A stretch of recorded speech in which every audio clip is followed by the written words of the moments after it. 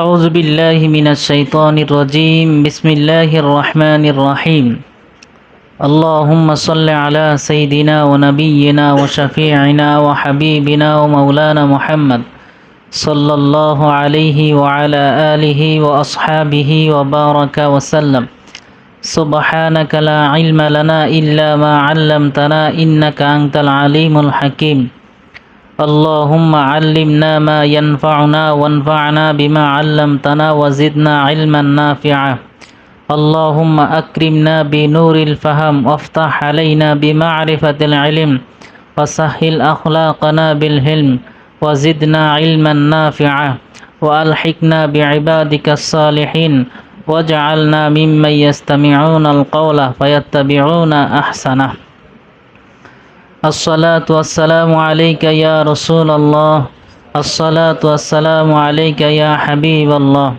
الصلاة والسلام عليك يا شافع المجرمين الصلاة والسلام عليك يا رحمة للعالمين بسم الله الرحمن الرحيم باب ما جاء في عيش رسول الله صلى الله عليه وسلم আজকে হলো শামাইলে তিরমিজির নবম অধ্যায় আল্লাহর হাবিব সাল্লাল্লাহু আলাইহি সাল্লামের জীবন জীবিকার সম্পর্কিত অধ্যায়। আল্লাহর হাবিব সাল্লাল্লাহু আলাইহি সাল্লাম তার জীবনটাকে কিভাবে কাটাতেন, তিনি কতটুকু খাইতেন বা কিভাবে চলতেন, চলাফেরার মানটা কেমন ছিল, একদম পুরো উচ্চ বিলাসীও যেমন ছিলেন না, একদম গরিবানা হালতেও ছিলেন না, একদম মধ্যম স্বাভাবিক গতিতে স্বাভাবিক জীবনযাত্রা নিয়ে রাসূল চলতেন। তো শামাইলে তিরমিজির এই যে আমরা যে নুসখাটা এখন পড়ব, মাওয়াহিবুল লাদুনিয়া আল্লামা ইব্রাহিম আল বাউজুরি রহিমাহুল্লাহর, তো এই নুসখার মধ্যে বাবুন মাজা ফি আইশি রাসূলিল্লাহ সাল্লাল্লাহু আলাইহি সাল্লাম এই নামে দুইটা অধ্যায় আছে। এখানে আমরা একটা অধ্যায় পড়ব এবং সামনে সেখানে আছে বাবুন মাজা ফি আইশিন নবী সাল্লাল্লাহু আলাইহি সাল্লাম, এভাবে দুইটা অধ্যায় আছে। তো এখানে শুধুমাত্র দুইটা হাদিস নিয়ে আসছেন, আর সামনে যে অধ্যায়টা আসবে ওখানে বেশ কিছু হাদিস নিয়ে আসছেন।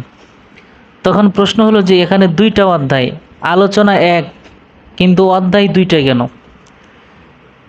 এখানে একটা কথা হলো যে আসলে যারা নুসাখ, যারা এই শামাইলে তিরমিজি যারা নুসখা করেছেন, কেউ কেউ বলছেন যে আসলে এটা নুসখার যারা নাসেখ, যারা এটা কিতাবটা করেছেন, তাদের একটু ভুলের হয়তো বা ভুল হয়ে গেছে, এই জন্যই এটা হয়েছে। তো অথচ আরও কিছু নুসখা আছে যে নুসখার মধ্যে এই বাবুন মাজা জা ফি আইশি রাসূলিল্লাহ সাল্লাল্লাহু আলাইহি সাল্লাম অধ্যায় একটা দেওয়া এবং হাদিসগুলো সব একসাথে নিয়ে আসছেন।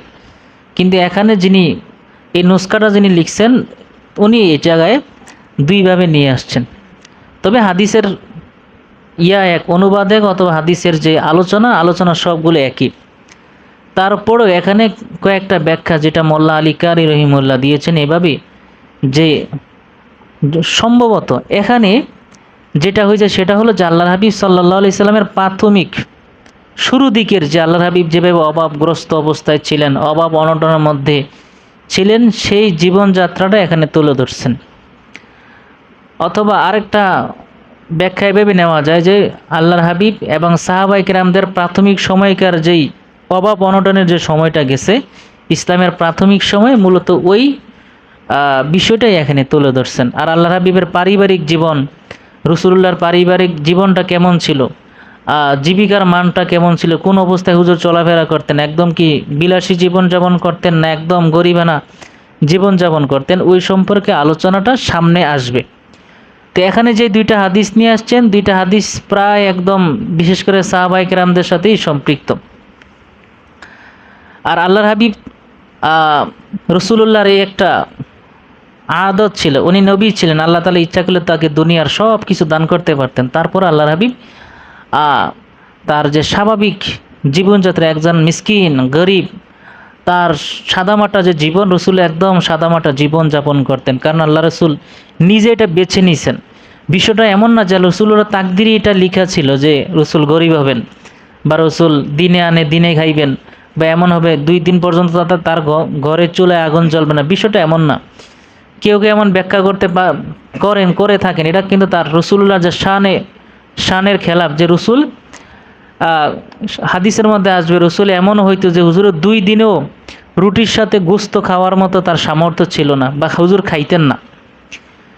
তো এভাবে এটাই হাদিসের ব্যাখ্যা এভাবে কেউ করে থাকে যে মূলত রসুলুল্লাহর সামর্থ্য ছিল না বা হুজুর পাইতেন না। বিষয়টা এমন না, হুজুরের কাছে ছিল, হুজুর পাইতেন, কিন্তু হুজুর খাইতেন না। হুজুরের খাওয়া দাওয়া এটা আসলে ইবাদতের জন্য। হুজুর খাইতেন কেন? শুধুমাত্র ইবাদতের জন্য। হুজুরের খাবারটা যেন ইবাদত হয়, হুজুরের খাবারটা যেন শরীরের শক্তি যোগায়। কেন? কারণ শরীরের শক্তি না থাকলে তো ইবাদত করতে পারবে না।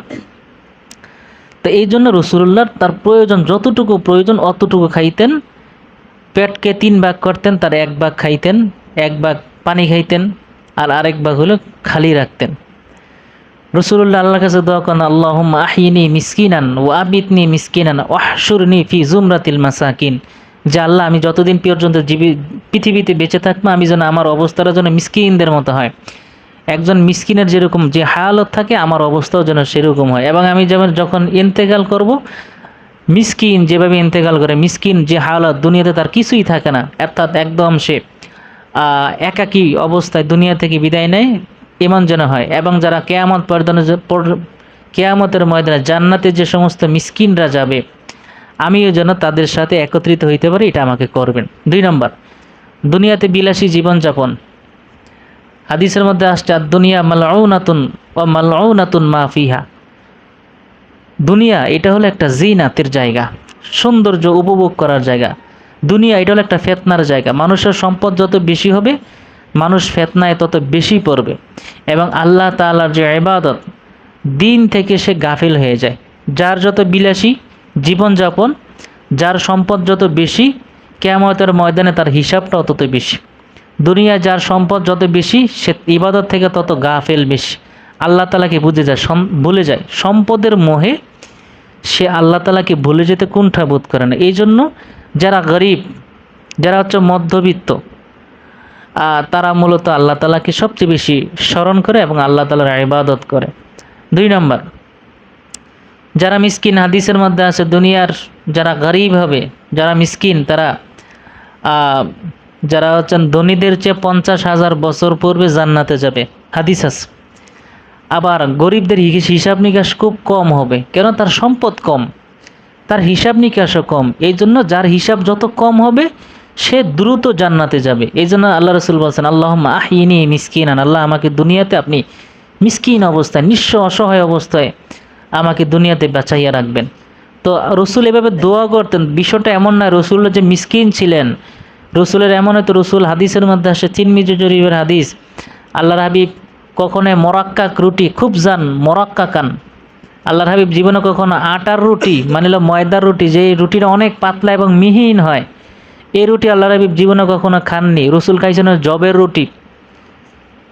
রুটি খাইছেন, যেগুলো শক্ত শক্ত হয়। আয়েশা রাদিয়াল্লাহু তাআলা আনহা বলছেন যে আমাদের ঘরে এমন হইতো যে 2 দিনে একবারও চুলা জ্বলতো না, অথবা আমরা 2 দিনে 1 দিন ঘরে চুলায় আগুন জ্বালাইয়া আমরা রুটি খাইতাম। খুব কমই এমন হয়েছে যে রুটি আর হলো গোস্ত একসাথে খাইছি। তো আরবের বিলাসী খাদ্য সেটা হলো রুটি আর হলো গরুর গোস্ত। তো আয়েশা রাদিয়াল্লাহু তাআলা আনহা বললেন যে আমাদের এমন হয়েছে 2 দিন পর বা 1 দিন পর আমরা সর্বোচ্চ এমন হইতো যে আটার সাথে গোস্ত খাওয়ার সৌভাগ্য হইতো। তো রসুল এটা করলেন কেন? এটা রসুল নিজে বেছে নিয়েছেন, আল্লাহর কাছ থেকে চাইয়া নিছেন। বিষয়টা এমন না যে আল্লাহ তাআলাই তার উপরে চাপাইয়া দিয়েছেন, বা রসুল খাবার খাইতে পাইতেন না এই জন্য খান না। বিষয়টা এমন না, হুজুর পাইছেন, হুজুরের পর্যাপ্ত পরিমাণ খাবার ছিল, হুজুরের জীবিকা ছিল, রিজিক ছিল, আল্লাহ তাআলা দিয়েছেন, কিন্তু রসুল এটা নেন নাই। রসুল এই গরিবানা হালত, এই দারিদ্রের হালতটা হুজুর নিজে স্বেচ্ছায় বেছে নিয়েছেন। আচ্ছা চলেন, বিসমিল্লাহির রহমানির রহিম। বাবুন মা জাআ ফি আইশি রাসূলিল্লাহি সাল্লাল্লাহু আলাইহি ওয়াসাল্লাম। আল্লাহর হাবিব সাল্লাল্লাহু আলাইহি ওয়াসাল্লামের জীবন জীবিকার বর্ণনা প্রসঙ্গে অধ্যায়। বিহি ক্বালা হাদ্দাসানা কুতাইবাতু ইবনু সাঈদ ক্বালা হাদ্দাসানা হাম্মাদ ইবনু যায়েদ আন আইয়ুবা আন মুহাম্মদ ইবনে সিরিনা রাহিমাহুল্লাহ ক্বালা কুন্না ইনদা আবি হুরায়রা রাদিয়াল্লাহু তাআলা আনহু আলাইহি সাওবানে মুমাশশাকানে মিন কাত্তান। বিখ্যাত স্বপ্নের তাবির কারক ইবনে সিরিন রহিমাহুল্লাহ। ওলামায়ে কেরামগণ বলছেন পৃথিবীতে মোট চারজন না তিনজন ওনারা স্বপ্নের ব্যাখ্যা বলতে পারতেন। তার মধ্যে নবী হচ্ছেন 2 জন, আর মানুষের মধ্যে মানে উম্মতের মধ্যে হচ্ছেন 2 জন। নবীদের মধ্যে আল্লাহ রসুল, আরেকজনকে ইউসুফ আলাইহিস সালাম, আর মানুষের মধ্যে ছিলেন ইবনে সিরিন। তো ইবনে সিরিন একজন বিখ্যাত তাবি ছিলেন এবং কিবারুত তাবিঈন ছিলেন। কিবারুত তাবিঈন অর্থাৎ তাবিদের মধ্যে যারা মানে হলো বড়, এবং অসংখ্য সাহাবায়ে কেরামদের যারা সাক্ষাৎ পেয়েছেন তারা হচ্ছেন, তাদের মধ্যে একজন হচ্ছেন ইবনে সিরিন রহিমাহুল্লাহ। উনি বিখ্যাত স্বপ্নের তাবির কারক, উনি স্বপ্নের তাবির করতে পারতেন, ব্যাখ্যা বলতে পারতেন। তো ইবনে সিরিন রহিমাহুল্লাহ বলতেছেন যে কুন্না ইনদা আবি হুরায়রা রাদিয়াল্লাহু তাআলা আনহু, আমরা একদা আবু হুরায়রা রাদিয়াল্লাহু তাআলা আনহুর মজলিসে, হাদিসের দর্সের মজলিসে আমরা উপবিষ্ট ছিলাম, এবং ও আলাইহি, এবং তার গায়ে আমরা দেখতে পেলাম সাওবানে, 2টা কাপড়, মোমাস শাকানে, যেই কাপড় দুটা হচ্ছে লাল মিশ্রিত মিন কাত্তানি, কাত্তান মানে কাতান, কাতান সুতার 2টা লাল কাপড়, একটা হচ্ছে লুঙ্গি আর একটা হচ্ছে আপনার এটাকে বলা হয় এই লুঙ্গি আর হলো চাদর। তাহলে সাওবানে মানে দ্বারা উদ্দেশ্য হলো একটা হলো লুঙ্গি আর একটা হলো চাদর। তো মোমাস শাকান, তিরমিজি শরীফে আছে হলো মোমাস শাফান, ফাদিয়া আছে, আর এখানে আছে মোমাস শাকান। এটা সাধারণত এই যে এক ধরনের মাটি আছে, লাল মাটি, মাটির মধ্যে এক ধরনের মাটি আছে যেটা লাল, এটাকে বলা হয় গিরি মাটি। হ্যাঁ, গিরি মাটি মানে লাল, যেটা যে মাটিটা হচ্ছে এক ধরনের লাল মাটি, এটাকে বলা হয় গিরি মাটি। ওই লাল রং মিশ্রিত 2টা কাপড়, যেটা হচ্ছে মিন কাতান, কাতান সুতার। অনেক প্রাচীন কাল থেকে কামুসের মধ্যে আছে এই কাতান সুতার কাপড়। কাতান যে গাছ, ওই গাছ থেকে এক ধরনের জ্বালানি তেল এটা উৎপন্ন হয় কাতান থেকে, গাছ থেকে। এবং কাতান গাছের যেই ইয়াগুলো হয়, ফুলগুলো হয়, ওই ফুলগুলো হয় হলো নীল। আর কাতান গাছের যে ছালগুলো আছে, ওই ছালগুলো থেকে এক ধরনের আঁশ বের করা হয়, ওই আঁশগুলো দিয়ে সুতা বানানো হয়। এবং এই কাতান কাপড়ের যেই আঁশ দিয়ে যে সুতা বানানো হয়, সুতা দিয়ে কাপড় বানাইলে এটা শীতকালে এবং গরমকালে উভয় অবস্থা আপনি পরতে পারেন শরীরের সাথে। যেমন টেকটন কাপড় বুঝছেন তো? তো এই কাপড়গুলো কিন্তু আপনার শরীরের সাথে একদম মিশে যায়। অনেক সময় গরমকালে এগুলো পরলে কাপড় শরীর দাগ হয়ে যায়, তারপরে জ্বলে। তো এই কাতান কাপড়ের যে সমস্ত কাপড়গুলো আছে, এগুলো যেমন শীতকালে আপনি পরে আরাম পাবেন, শীত থেকে আপনাকে বাঁচায়। আবার গরমকালেও যদি পরেন, গরমের মধ্যে, প্রচণ্ড গরমের মধ্যে এটা পরে আরাম পাওয়া যায়। তো সাধারণত তুলা থেকে সুতা তৈরি হয়। এবারে রেশম পোকা থেকে, রেশম গাছ থেকে আপনার সুতা তৈরি হয়। এরপরে হচ্ছে আপনার কলা গাছের যে ছাল আছে, কলা গাছের উপরে যে ছালগুলো থাকে, ওই ইয়াগুলা, ওই যে চামড়াগুলো থাকে, ওই ছালগুলো থেকে এক ধরনের সুতা তৈরি হয়। এবার হচ্ছে পাট গাছের যেই ছালগুলো আছে, ওই ছালগুলো থেকে এক ধরনের আঁশ, এগুলো আঁশগুলা নিয়ে সুতা তৈরি করে। ওই সুতা দিয়ে আপনার কাপড় বানানো হয়, এবং এই সমস্ত কাপড়গুলো পরতে অনেক মোলায়েম। তো আবু হুরায়রা রাদিয়াল্লাহু তাআলা আনহুর গায়ে যে লাল লুঙ্গি এবং চাদর ছিল, এটা ছিল কাত্তান কাপড়ের, আরবের সবচেয়ে বিলাসী কাপড়, যেগুলো অনেক মানে হলো আপনার বিলাসী এবং অনেক দামি কাপড়, এবং এগুলো পরতে অনেক আরামদায়ক। আবু হুরায়রা রাদিয়াল্লাহু তাআলা আনহু ছিলেন আহলু সুফার সদস্য। মসজিদ নববীর বারান্দায় যে সমস্ত সাহাবায়ে কেরামরা গরিব সাহাবী, একদম মিসকিন সাহাবী, যাদের ঘরবাড়ি বলতে কিছুই ছিল না, যারা এই মসজিদে নববীর বারান্দায় থাকতেন, তাদের মধ্যে অন্যতম হচ্ছেন আবু হুরায়রা রাদিয়াল্লাহু তাআলা আনহু। আহলে সুফার সদস্য ছিল মোট 70 জন, কেউ কেউ বলছেন 400 জন ছিল। তার মধ্যে আবু দারদা রাদিয়াল্লাহু তাআলা আনহু আছে, সালমান ফারসি রাদিয়াল্লাহু তাআলা আনহু আছে, আব্দুল্লাহ ইবনে মাসউদ রাদিয়াল্লাহু তাআলা আনহু আছে, বেলাল রাদিয়াল্লাহু তাআলা আনহু আছে। এরকম অসংখ্য সাহাবী যারা হচ্ছেন জলিল কদর সাহাবী, তারাও একদম গরিব হালতে এই মসজিদে নববীর বারান্দায় আহলু সুফার সদস্য হিসেবে ছিলেন। আল্লাহ রাসূলের এই যে গরিব সাহাবীরা, এই জায়গায় আরেকটা কথা, এই জায়গায় হাদিসের মধ্যে আছে যে বাবুন মা জাআ ফি আইশি রাসূলিল্লাহ, রসুলের জীবিকার সম্পর্কে আলোচনা, কিন্তু আলোচনা নিয়ে আসছেন কার? আবু হুরায়রার। এখন প্রশ্ন হইল এটা কেন? আমরা একটু সামনে পড়ি, হ্যাঁ। যে কুন্না ইনদা আবি হুরায়রা, আমরা আবু হুরায়রা রাদিয়াল্লাহু তাআলা আনহুর মজলিসে মানে হলো ওনার হাদিসের দর্শে বসা ছিলাম। ও আলাইহি সাওবানি মুমাশশাকান মিন কাত্তান, অর্থাৎ প্রাচীন আরবের সবচেয়ে বিলাসী যে পোশাক, এই দুইটা পোশাক আমরা আবু হুরায়রার গায়ে দেখতে পেলাম। একটা চাদর হিসেবে পরে আছেন আর একটা হলো কি লুঙ্গি। তো ফাতামাত্তাকা ফি আহাদিহিমা, উনি নাক জারতেছেন স্বাভাবিক ঠান্ডা লাগলে বা স্বাভাবিক যে নাকের মধ্যে ময়লা থাকলে যেভাবে কাপড় দিয়ে বা আমরা রুমাল দিয়ে যেভাবে নাক ঝাড়ি, উনি ওই কাত্তান বিলাসী যেই কাপড়, দামি কাপড় দিয়ে উনি নাক ঝাড়তেছেন। ফাকরা, তিনি বললেন যে বাহ বাহ। আরেকটা এবার হচ্ছে বাখিন বাখিন, এর অর্থ হচ্ছে বাহ বাহ। এটা খুশিতে, আনন্দে, আশ্চর্যান্বিত হয়ে আবু হুরায়রা নিজে নিজে বলতেছেন, আহ, আজকে আবু হুরায়রা ইয়াতামাত্তাখু আবু হুরায়রা ফিল কাত্তান, আবু হুরায়রা কাত্তান কাপড়ের টুকরা দিয়ে সে নাক ঝাড়ে। এত বিলাসী কাপড় এবং এত দামি কাপড় দিয়ে আজকে আবু হুরায়রা নিজের নাক ঝাড়তেছে। অথচ ওয়ালাকাদ রাআইতুনি, অথচ আমি আবু হুরায়রা আমি নিজেকে দেখেছি যে ওয়া ইন্নী লা আখিরু ফিমা বাইনা মিম্বারি রাসূলিল্লাহি সাল্লাল্লাহু আলাইহি সাল্লাম ওয়া হুজরাতিহি, আল্লাহর হাবিবের যে মেম্বার আর হচ্ছে রাসূলুল্লাহর যে হুজরা, মানে আয়েশা রাদিয়াল্লাহু তাআলা আনহার যে হুজরা, যেখানে আয়েশা থাকতেন, রসুলের হুজরা আর হচ্ছে রসুলের যে মেম্বার, এই মেম্বারের মাঝখানে আমি ক্ষুধার যন্ত্রণায় আমি অজ্ঞান হয়ে পড়ে থাকতাম। তো আল্লাহর হাবিবের হাদিস আছে না, মা বাইনা বাইতি ও মামবারি রওজাতুম মিন রিয়াদিল জান্নাহ, ওই জায়গাটাকে বলা হয় মেম্বার এবং রসুল্লাহ মানে আয়েশা রাদিয়াল্লাহু তাআলার যে হুজরা, এই দুইটার মাঝখানে যে জায়গা, এটাকে বলা হয় কি রিয়াজুল জান্নাহ। তা আবু হুরায়রা বললেন আর কি, যে আমরা তো মসজিদে নববীতেই থাকতাম, এমন হইতো যে ক্ষুধার যন্ত্রণায় আমার এমন হইতো যে আমি টিকতে না পেরে তখন আমি অজ্ঞান হয়ে যেতাম, মানে আমি একদম বেহুশ হয়ে যেতাম। তো আমার এমন হয়েছে যে বহু দিন পর্যন্ত মসজিদ নববীর ওই যে রিয়াজুল জান্নাত জায়গাটায় ক্ষুধার যন্ত্রণায় ওখানে আমি অজ্ঞান হয়ে পড়ে থাকতাম। তো বলতেছেন যে মাগশিয়ান আলাইহা, তো বলতেছেন যে ওয়া ইন্নী লা আখিরু, আমি পড়ে থাকতাম ফিমা বাইনা মিম্বারি রাসূলিল্লাহি সাল্লাল্লাহু আলাইহি সাল্লাম ওয়া হুজরাতি আয়েশা রাদিয়াল্লাহু তাআলা আনহা, আল্লাহর হাবিবের যে মেম্বার এবং আয়েশা রাদিয়াল্লাহু তাআলা আনহার যে হুজরাখানা, এই দুইটার মাঝখানে যে রওজাতুল রিয়াজুল জান্নাহ, ওই জায়গায় পড়ে থাকতাম। মাকশিয়ান আলাইয়া, মাকশিয়ান মানে হচ্ছে কি, মানে হলো অচেতন অবস্থায়, অজ্ঞান অবস্থায় পড়ে থাকতাম।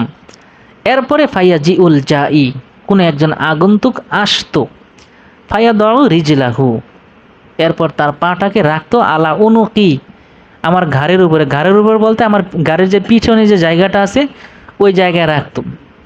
এটার কারণ আছে, সেটা হলো স্বাভাবিক দেখবেন যে আমাদের দেশে যদি কারো মৃগী ব্যারাম হয়, মৃগী রোগ যদি কারো হয়, হঠাৎ করে মরে গেল, সে পড়ে গেল, অজ্ঞান হয়ে গেল, উঠে পড়লো, তখন আমরা কি করি, আমাদের একটা সংস্কৃতি আছে যে আমরা ওই পায়ের জুতা খুলে পায়ের তলাটাকে আমরা তার নাকের মধ্যে আমরা দেই বা নাড়া দেই বা নাকটাকে মানে যেটাকে শুকাই যেটাকে বলে, হ্যাঁ। তো আরবের মধ্যেও এই একটা প্রচলন ছিল যে কেউ যদি পাগল হয়ে যেত অথবা কেউ যদি অজ্ঞান হতো অথবা এই জাতীয় কোনো রোগ হতো, তাহলে মনে করতো যে তার ঘাড়ে পাড়া দিয়ে রাখলে অথবা ঘাড়ের পিছনের যে অংশ পা রাখলে সে সুস্থ হয়ে যাবে। তো সাহাবায়ে কেরামদের মধ্যে যারা কেউ যদি আসতো, আয়েশা যদি দেখতো যে আমি আবু হুরায়রা এভাবে অজ্ঞান হয়ে পড়ে আছি, তারা মনে করতো যে আমি পাগল হয়ে গেছি বা অজ্ঞান হয়ে গেছি বা আমার কোনো রোগ হয়েছে, এখন আমার পায়ে ঘাড়ে পাড়া দিলে আমি সুস্থ হয়ে যাব। তো আবু হুরায়রা বলতেছেন যে ফায়াজিউল জাই ফায়াদাউ রিজলাহু আলা উনুকি, কোন একজন আগন্তুক মসজিদে নববীতে আসতো, আয়েশা আমাকে এই অবস্থায় দেখে আমার ঘাড়ের উপরে পাড়া দিত। সে মনে করতো যে আন্না বি জুনুনান, যে আমি পাগল, অচেতন অবস্থায় আছি। তো আবু হুরায়রা বলতেছেন যে ওয়ামা বি জুনুনুন, আসলে বাস্তবতা আসলে আমি কোনো পাগলও না বা আমার মধ্যে কোনো পাগলামি বা আমি যে অজ্ঞান, বিষয়টা এমন না, বরং ওমা হুয়া ইল্লাল জু, যে আমি যে এভাবে অচেতন অবস্থায় পড়ে থাকতাম এটার মূল কারণ কি ছিল, আমার ক্ষুধার্ত। আচ্ছা দেখেন, হাদিসের যেই বাপটা নিয়ে আসছেন অধ্যায়ের, এটা কি সম্পর্কে, রসুলের জীবিকা সম্পর্কে, কিন্তু এখানে কার আলোচনা চলতেছে, আবু হুরায়রা। এখন প্রশ্ন হলো যে বাবের সাথে মানে পরিচ্ছেদের সাথে হাদিসের সামঞ্জস্যটা কি? সামঞ্জস্যটা হলো এই যে মসজিদে নববীর সেই আহলে সুফার যে সদস্যরা যারা রসুলের মসজিদে থাকতো বারান্দায়, 70 জন, মতান্তরে 400 জন, যা যত সংখ্যাই বলি, এই সবার রিজিকের দায়ভার রসুলের হাতে ছিল। রসুলের কাছে হাদিয়া আসলে হুজুর তাদেরকে খাবার দিতেন, আর হাদিয়া না আসলে এরা না খেয়ে থাকতো, হুজুরও না খেয়ে থাকতো। তাহলে বোঝা যায় যে যদি তারা কোনো দিন না খেয়ে থাকতো, এর মানে কি রসুলের কাছে কোনো হাদিয়া আসে নাই, অথবা রসুলের কাছে কোনো খাবার নাই, এই জন্য রসুলও খাইতে পারতেছে না, সাহাবায়ে কেরামরাও খাইতে পারতেছে না। এমন হয়তো কোনো দিন যে আল্লাহর হাবিব একজন যারা সাহাবায়ে কেরামদের মধ্যে যারা ধনী সাহাবী ছিলেন, তাদের প্রত্যেকের কাছে 2-3 জন 4 জন করে সাহাবী এক দিন দিয়ে দিতেন। প্রত্যেকের কাছে যারা ধনী সাহাবী ছিল, আহলে সুফার সাহাবায়ে কেরামদেরকে একজনের কাছে 2 জন 3 জন করে দিয়ে দিতেন, তাদের বাড়িতে গিয়ে খাবার খেত। আর বাকি যারা থাকতো, যে কয়জন থাকতো, রসুলের কাছে কোনো খাবার থাকলে তাদেরকে নিয়ে হুজুর খাবার খাইতেন। তো এখন আহলে সুফার যারা সাহাবী, আবু হুরায়রা থেকে শুরু করে অন্য সব সাহাবায়ে কেরামরা, তাদের জীবিকার নির্বাহটা হয়তো কি রাসূলুল্লাহর হাত দিয়ে। রসুলের কাছে যদি কোনো সাদাকা আসতো সাহাবায়ে কেরামদের, অথবা রসুলের কাছে কোনো যদি হাদিয়া আসতো, রসুল নিজেও খাইতেন, সাহাবায়ে কেরামদেরকেও খাওয়াইতেন। আবার সাহাবায়ে কেরামদের জন্য যদি কোনো সদাকা আসতো, তারা খাইতেন, আর না আসলে না খেয়ে থাকতেন। তো রসুল যেই দিন খাইতেন, এই দিন সাহাবায়ে কেরামরা খাইতে পারতেন। রসুল যেদিন খাইতে পারতেন না, এই দিন সাহাবাইরাও খাইতে পারতেন না। তাহলে বোঝা যায় রসুলের জীবিকার অবস্থা যেরকম ছিল, হুবহু সাহাবায়ে কেরামদের জীবনযাত্রার মানটা কি ছিল, সমান ছিল। এই দৃষ্টিকোণ থেকে বাবের সাথে কি হাদিসের মিল আছে? আছে। যে আবু হুরায়রা আহলে সুফার সাহাবায়ে কেরামরা যেদিন খাবার খাইতেন, এর মানে ওই দিন রসুলও খাবার খাইতে পারতেন, বা রসুলের কাছে ওই ধরনের খাবার থাকতো। যেদিন সাহাবায়ে কেরামরা খাইতে পারতেন না, এই দিন রসুলও খাইতে পারতেন না। এর মানে হচ্ছে যদিও অধ্যায়টা আনছে রসুলের নামে, কিন্তু হাদিস আসছে কি সাহাবীর। এর মানে হচ্ছে যদিও ভিন্নতা দেখাচ্ছে, কিন্তু ভিন্ন না, বরং উভয়টা এক। কারণ আহলে সুফার যারা সাহাবী ছিলেন, তারা প্রত্যেকে রসুলের পরিবারের অংশ ছিল। রসুল যা খাইতে পাইতেন, সাহাবায়ে কেরামরা তা খাইতে পাইতেন। যেটা রসুল পাইতেন না, সাহাবায়ে কেরামরা না খেয়ে থাকতেন। তো এই হাদিস দ্বারা ইমাম তিরমিজি রহিমাহুল্লাহ বোঝাতে চাচ্ছেন যে আসলে আল্লাহ রসুলের জীবন জীবিকার মানটা কতটা মানে মানে শোচনীয় অবস্থায় ছিল, যে রসুল ইচ্ছা করে নিজের অবস্থাটাকে এইভাবে রাখতেন, এই গরিবানা হালতে রাখতেন, সার্বক্ষণিক আল্লাহ তাআলা ইবাদতে মত্ত থাকতেন। হাদিসের মধ্যে আসছে, যেটা তিরমিজি শরীফে আছে, যা রাসূল বলছেন, তোমাদের মধ্যে যেন অতটুকু খাবার খায় যতটুকু খাবার খেয়ে আল্লাহ তাআলার ইবাদত করা যায়, এর চেয়ে বেশি যেন না খায়। অর্থাৎ ইবাদত করার জন্য যতটুকু শক্তি প্রয়োজন, অতটুকু খাবার যেন খায়, এর বেশি যেন না খায়। তো রাসূলুল্লাহ এতটুকুই করতেন, নিজের শক্তির জন্য, নিজের প্রয়োজনের জন্য, নিজের ইবাদতের জন্য যতটুকু খাবারের প্রয়োজন এতটুকু খাইতেন। এরপরে খাবার যদি থাকতেন, এগুলো সাহাবায়ে কেরামদেরকে দান করে দিতেন বা বিলি করে দিতেন। আচ্ছা,